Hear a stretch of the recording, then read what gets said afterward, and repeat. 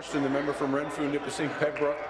Thank you very much, Speaker. My question is to the Minister of Community Safety and Correctional Services. I don't have to remind the Minister of the terrible events that took place in my riding on September 22nd of last year. The murders of 3 women have been well documented and broadly discussed since then. On November 5th, my Bill 130 passed second reading.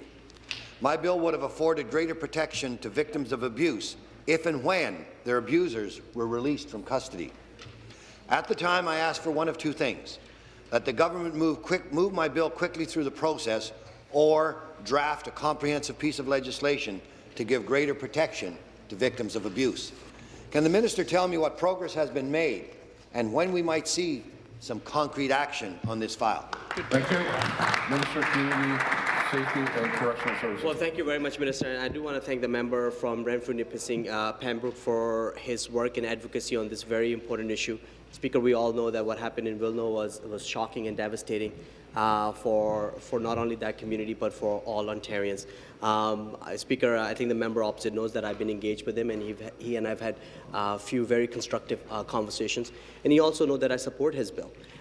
In fact, Speaker, as the part of the work that my ministry is doing, the part of the work that the Premier was alluding to earlier, which is contained in my mandate later, is around transformation of our correctional services. This is very much in active consideration, and part of that transformation planning is to look at our legislation, identify deficiencies, how can we strengthen it, and I can assure the member opposite that his private member's bill is very much an active part of those discussions. Thank you. Glad to hear. Supplementary.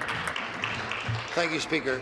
Back to the minister. Since my bill passed second reading, I've met with advocates in my riding who are looking for action. I've also met with Lara Kuzak, the sister of Anastasia. They have all expressed a strong desire to see this enacted into law.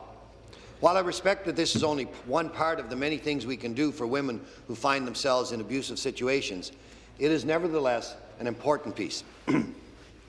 This afternoon, my colleague from Halliburton, Kawartha Lakes Brock will be debating her Bill 158, Saving the Girl Next Door Act, which deals with the scourge of human trafficking. Speaker, it is time that this government tackled abuse from every angle and takes all measures to ensure that the children of today grow up in a society that will simply not tolerate any form of abuse or violence against women. We need a commitment to action, not words. Can we count on the minister's commitment today? Very nice. Minister. Speaker, absolutely. We have an activist agenda on this side of the House in not just talking about these issues, but actually coming with concrete strategies to address them.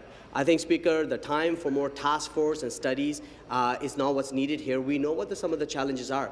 Our probation and parole officers do incredible work in the front lines, making sure that those who've been released from our institutions have the services available to them to better reintegrate in the communities. That's why, Speaker, one of the things I've been doing is meeting with probation and parole officers directly to hear from them, from their frontline experiences. I had an incredible meeting in Thunder Bay a few weeks ago where we had a very constructive discussion. I'm in London, Ontario this afternoon and visiting the local probation and parole officer office and meeting with the officers there to understand their perspective so that we can collectively transform the system that really focuses on reintegrating individuals back into society and breaking the cycle of reoffense in our communities.